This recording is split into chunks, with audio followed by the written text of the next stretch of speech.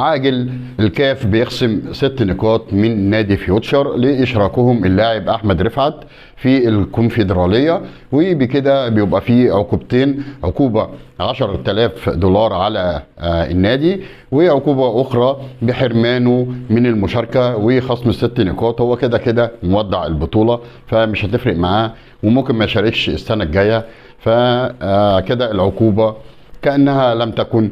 فمش هنتكلم في العقوبة ديت، ولكن احنا هنتكلم على بيراميدز وحوارات بيراميدز اللي ما بتخلص. ولكن قبل ما نتكلم على الفرقة التعبانة ديت، يا ريت اللي ما اشتركش في قناة وليد حلمي الأهلاوي يشترك وفعل زر الجرس دائما يصلك الجديد. وجمعة مباركة على حضراتكم جميعا.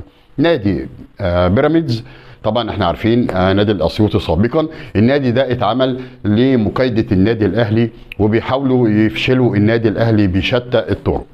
ولكن طبعا البيان اللي طلع من مجلس ادارة نادي بيراميدز طبعا الشمسي طلع بتصريح غريب جدا ان هو بيوقف الاستثمارات في مصر، وخلاص كده مش هيعمل الاستاد والمدينه الترفيهيه. فطبعا كل ده فنكوش، مفيش ولا مدينه ترفيهيه ولا في استاد هيتعمل، بدليل ان انت رايح تأجر استاد السكه الحديد. فكل ماتش مع النادي الاهلي بيطلع الشخص ده وبيطلع النادي الغريب ده عشان مكايده النادي الاهلي.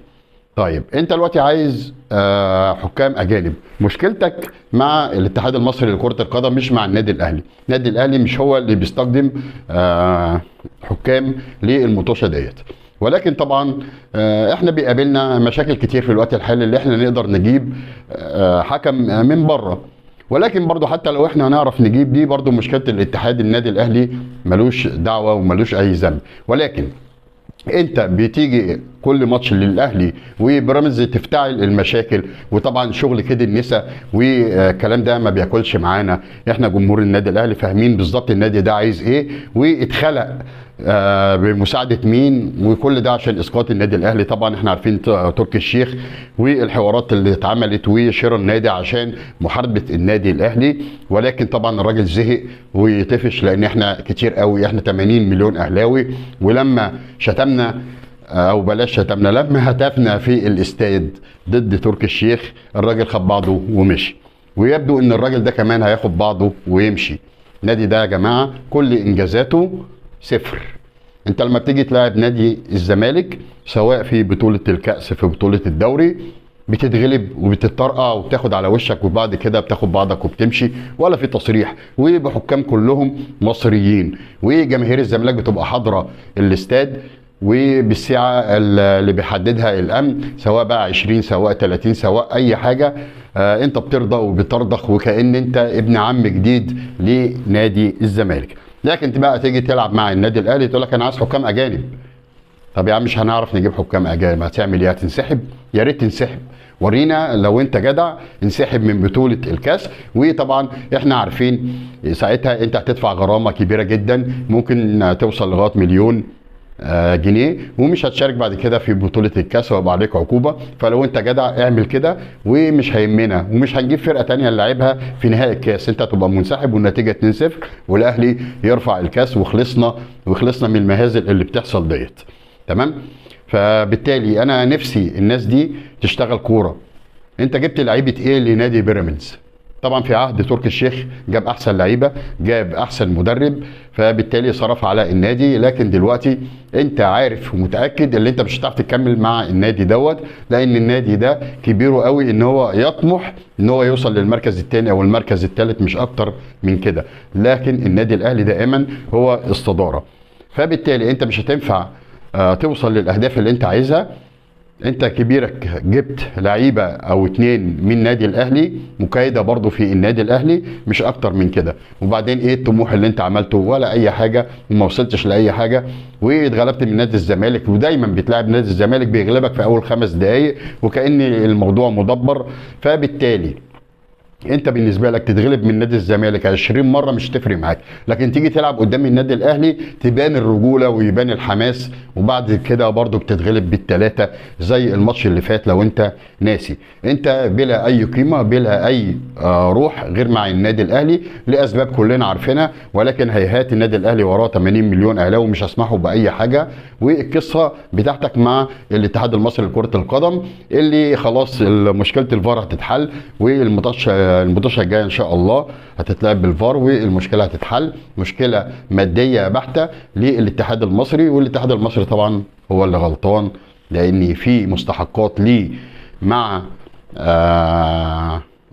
الانديه زي ما احنا شفنا الزمالك وهو في القيد. انت ما بتعرفش تحصل فلوسك او مش عايز تحصل فلوسك لاسباب انت عارفها كويس، فبالتالي ما تلومش الا نفسك، ما تبوظلناش المسابقه. فعلا اتحاد فاشل بمعنى الكلمه بجميع الناس اللي موجوده، وطبعا كلنا عارفين كابتن وليد العطار وغيره وغيره، والناس طبعا ديت ليهم اهداف معينه ضد النادي الاهلي. وطبعا شفنا كاس افريقيا وهنلاعب ان شاء الله الرجاء، وكل الطموح بقى الحقيقي للنادي الاهلي ان احنا نتخطى العقبه الصعبه دي. لو كرويا نادي الاهلي احسن واحسن واحسن، لكن طبعا احنا عارفين الكاف يا ريت يبقى فري المره دي ويبقى فير. احنا عارفين طبعا فوزي لجع في الاتحاد الافريقي عامل ازاي وسطوه في الاتحاد الافريقي. بنتمنى ان الحكم هنا وهناك يبقى عادل، عشان لو الحكم عادل والدنيا مشيت مظبوطه النادي الاهلي ان شاء الله هيصعد ويصعد للادوار اللي بعد كده ان شاء الله. طبعا نرجع بقى لمرتضى منصور، تم التحقيق معاه بالامس في الشكاوي اللي مقدمها النادي الاهلي ضد مرتضى منصور وتجاوزه مع اللاعب محمود كهربا، وكذلك شكوى عماد متعب وخلافه. فطبعا هو ما راحش التحقيق ولكن بعت 2 محاميين، وطبعا ده قانوني جدا. فهنشوف ايه اللي هيحصل. طبعا اكيد هتبقى عقوبات محدوده لان هو رئيس نادي، مش هيتم طبعا ايقافه.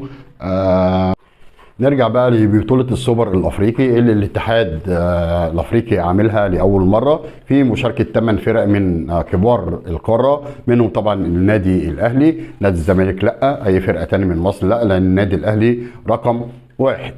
فبالتالي النادي الأهلي مهدد بالحرمان بسبب استاد القاهرة. زي ما احنا عارفين استاد القاهرة عليه شوية ملاحظات دونها الاتحاد الأفريقي، والمسؤولين عن هيئه استاد القاهره قالوا ان تكاليف كبيره جدا جدا عليهم.